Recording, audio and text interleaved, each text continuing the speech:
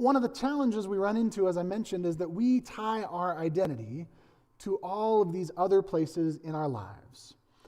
The challenge with that is that if we tie our identity to our job and then we lose our job, it can feel like an entire loss of identity. If you tie your identity to a political party and then that political party changes its values or its platform, that maybe it no longer represents your values, it can feel like you've lost your sense of values. If you tie your identity to a people and those people let you down, it can feel like a loss of social status or identity. But if you belong to God first and foremost, nothing can take that away from you. And you can stand firm in that identity and that knowledge through shifting seasons and shifting times and changing jobs and changing family dynamics.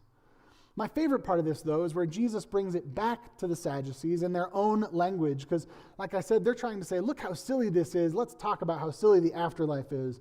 And Jesus says, essentially, if you're just in this for the afterlife, you're missing the point. He says, God is not the God of the dead, but of the living, and to him all are alive.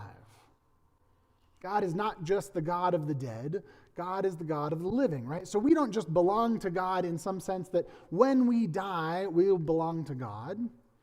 He's saying we belong to God now, and God is the God of the living, and that is God of the living now and into eternity.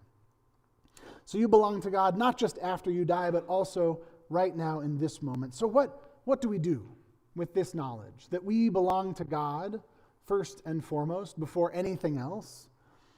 Well, let me tell you.